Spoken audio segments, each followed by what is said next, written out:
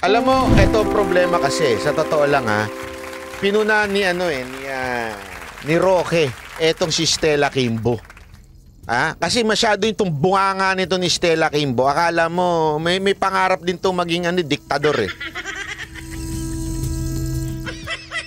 Hindi, honestly yung bunganga nito ni Stella Kimbo, bastos din eh.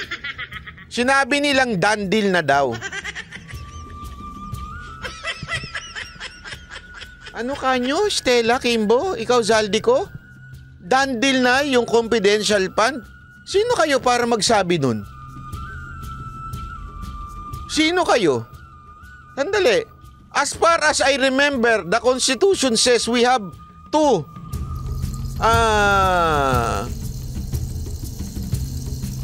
legislative branch divided into two. Congress, House of the Representative, and the Senate. Kaya nga may BICAM eh. 'Di ba? Kaya nga tayo may BICAM. Ano ba ibig sabihin ng BICAM?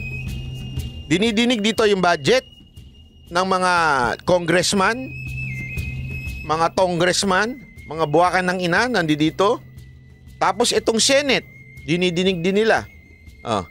Tapos magsasama ngayon to, ang tawag doon BICAM. Pag-uusapan nila. Ang kapal naman ang mukha nyo para sabihin done deal. Mga diktador kayo?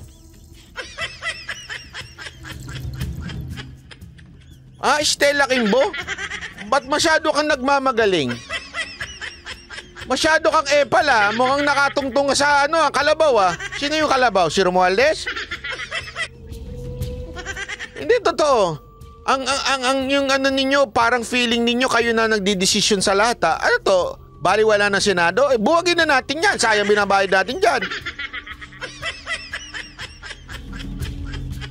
Hindi lang pala kayo mga buwakan ng ina. Buwakaw pagdating sa sa budget. Pati ba naman sa desisyon, buwakaw din kayo?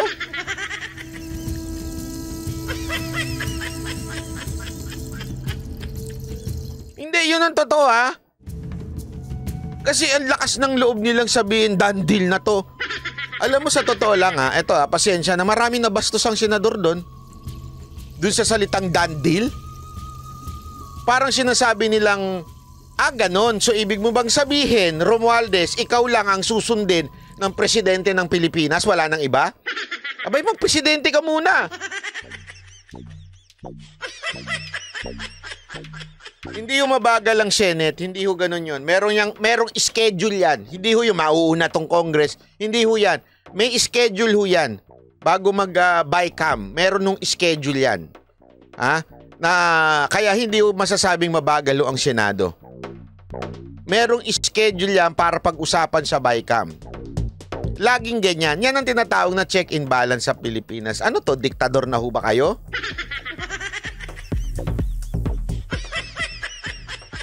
Hindi ako nagtatanong lang Kayo Zaldico at saka Stella Kimbo at saka Speaker Romualdez. Ano yung asal ninyo? Asal presidente? Kayo na nagdidesisyon sa bayan natin? Wala na itong mga senador? Buwagin na natin itong mga senador. Sayang ang binabayad natin. Ang tindi ninyo, kapal ang mukha ninyo. Hindi, sa totoo lang, kapal ang mukha nyo. Ang lupit ninyo, mga ewan ko sa inyo. Kapal ang mukha ninyo. Bago kayo magsalita, Stella Kimbo at Zaldico at Romualdez, ilabas nyo nga muna yung audit kung saan nyo ginamit yung pera ng opisina nyo noong 2022. Sige na, ang yayabang ninyo Ilabas nyo.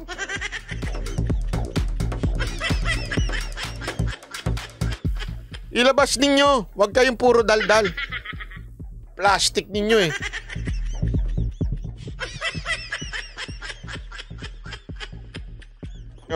Ay nako, wala kayong Ay na. Eto, ako kasi alam mo kung bakit. Tama yung sinabi ng senador Dapat yung DICT, although ngayon, palpak, kailangan may intelligence funds. Alam nyo kung bakit? Eto, ang daming kapalpakan sa DICT.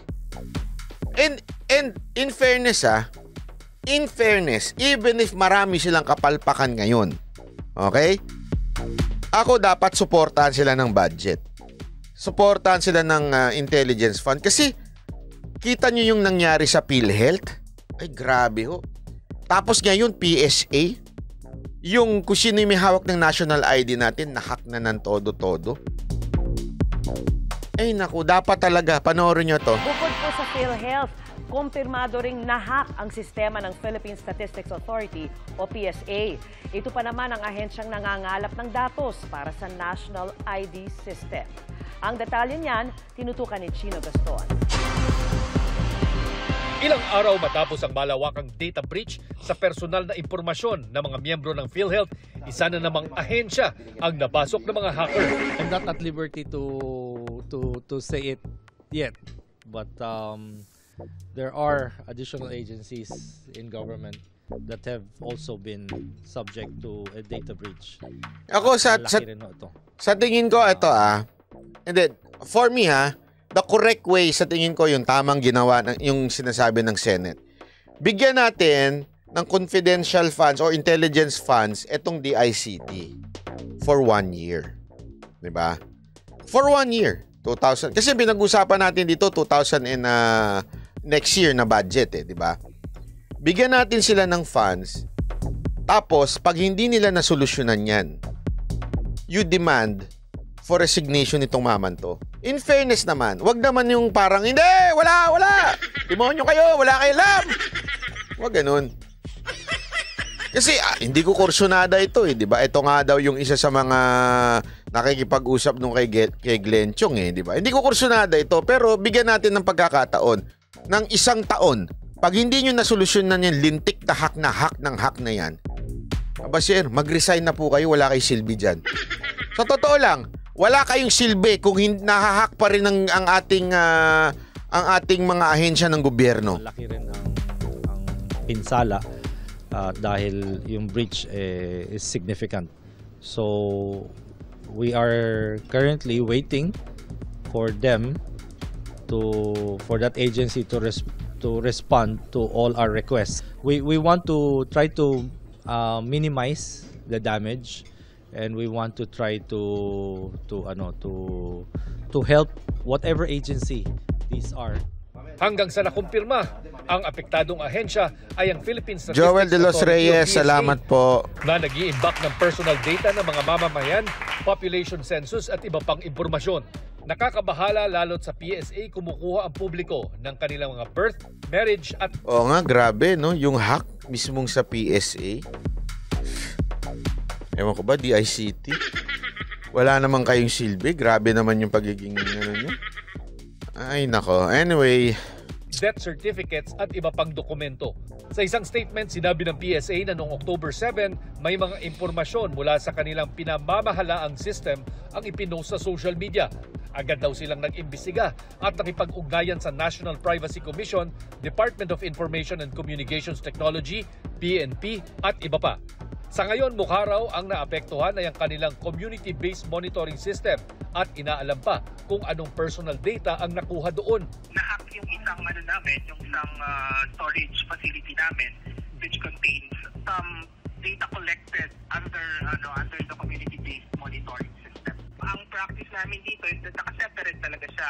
They are on a separate data center, yung PhilSys and also the civil registry. Nagsasagawa na rin daw ang PSA ng mga hakbang upang masiguro ang seguridad ng kanilang mga systems at database. Una ng DICT, bagamat may mga security application ng mga ahensya, lumilitaw na marami ang paso o expired na. Nag-expire yung mga licenses on Grabe. cybersecurity. Pasensya ka na, Secretary Ivan John Uy. Napaka-stupido ng mga tao dyan sa gobyerno. The only reason na hack sila, it's because nag-expire na yung mga McAfee nila. Yun ba? Tama ba ako? Nag-expire na yung kanilang mga antivirus kung ano mang antivirus. Kapapanood kasi ng ORN. Yan, kasi doon kayo nanood ng ORN Ginagamit nyo yung papanood ng ORN. Wag kasi kayo, hindi yung mga, dapat talaga walang biro ito, Secretary. Sabihan mo yung mga tao nyo, bawal iuwi yung mga computer, bawal iuwi. Kasi ang problema niyan, actually kahit nga hindi nila iuwi yung computer Diba? Yung totoo, Kasi, kumare, meron kang laptop, di ba? Ano ka doon? Sa bahay mo, nasa laptop ka. Trabahante ka nung departamento na yun. Sinaksa ka naman ng USB. Tapos, biglang tumigas sa mga kalamnan mo. Gusto mo biglang manood ng ORN. Nanood ka ng ORN. Di ba? Pinasok ngayon yung computer nung empleyado o opisyal ng gobyerno. Pinasok ngayon ng virus. Napunta sa USB. Same USB, isasaksak mo ngayon kasi nandun yung mga, alam mo yun, nandun yung mga trabaho mo. Isasaksak mo ngayon sa opisina. Lilipat ngayon yun. Ganun na nangyayari. Ang problema, matik dapat yan eh. Di ba? Alam mo yan sa computer. Pasensya na kayo, hindi ako nagwi-Windows eh. Pero ganyan kasi kami dati sa Windows. Pag saksak mo ng USB, yung mga antivirus, matik na yan, ini-scan niya na. Di ba? Ganun yun. Malalaman niya na kung meron kagad mga kakaiba dyan sa USB mo na ginagamit mo. Mantakin mo, kaya pala sila na-hack, dahil expired lang. Napaka-irresponsable. Napaka-irresponsable ng mga nasa gobyerno. Expired lang. Firewall or antivirus nung April sa PhilHealth. Marami ho tayong mga ganong mag-expire rin itong darating na taon. Over 700 gigabytes. There are, hindi lang siya employee files, there are member files, pero we're not seeing the members database. Yung grabe, no? Mo and all yung mga availments mo. Wala kami nakitang ganun. We're seeing PhilHealth numbers, parang reportorial to eh. Ayon sa grupong Scamwatch Pilipinas, kung makuha ang inyong personal information gaya ng phone number, pwede na itong gamitin sa pag-access sa inyong social media accounts at mula roon, manghingi ng pera sa mga kaanak at kaibigan. For scenario, na-expose na yung data natin, wala na tayong magagawa. So, pangalawang scenario, gagawin ng mga scammers, gagamitin tong mga ID na to. So, kukuha ng identity theft. Oo, identity theft. Ang pangatlong scenario, pwede gawin tong pang-blackmail sa atin. Pwede pag-extort, tatawagan yung mga kaibigan natin o kamag-anak natin, ay si Art na disgrasya, di ba? Ito yung nakatira sa ganitong address. Kaya payo ng mga eksperto mag-ingat sa mga online transactions gaya ng pag-scan ng mga QR codes, pagbibigay ng mga impormasyon sa mga websites at ugaliin ang regular na pagpapalit ng mga passwords para makaiwas na maging biktima ng mga online scams. Para sa GMA Integrated News, Chino Gaston nakatutok, 24 oras. Ayan. Mga kasama. Ay nako, alam mo, ito lang simple, solusyon yan. Kanya-kanya tayo. Kanya-kanya tayong depensa pagdating mo sa mga scam. Wag ko tayo nagpapaniwala yung mga ganyan, yung tawag-tawag. Wag ko kayo. Ako, personally, dami ho nagme-message sa akin ako ano-ano. Hindi ko talaga sinasagot. Kahit sino pa, nagpakilala yung mga ganyan. Na dati tayo magkaibigan, ganyan-ganyan. Magkaibigan tayo, mga... Hindi ako naniniwala sa ganyan. Kasi sigurado ako yung mga ex ko hindi maghahabol sa akin yun. Mga ex ko. Hindi, joke lang. Pero yung totoo po, di ba? Wag ko kayo maniniwala pag may tumawag sa inyo. Una-una, kung wala naman kayong binigyan ng number, bakit bibiglang tatawag sa inyo? Di ba? Kung hindi nyo trusted yung number, wag nyo sasagutin. Lalo na pag si Ann Harot yun, wag nyo sagutin. Alam nyo, i-scamming kayo nun. Ay, hanggang ngayon, wala pa yung Ray-Ban ko eh. Oh. Diba? In-scam na talaga ako. Ay, nako. Joke lang ha. Maya naman, maniniwala na naman yung mga ulikba. Oh, anyway, ito. Sandali.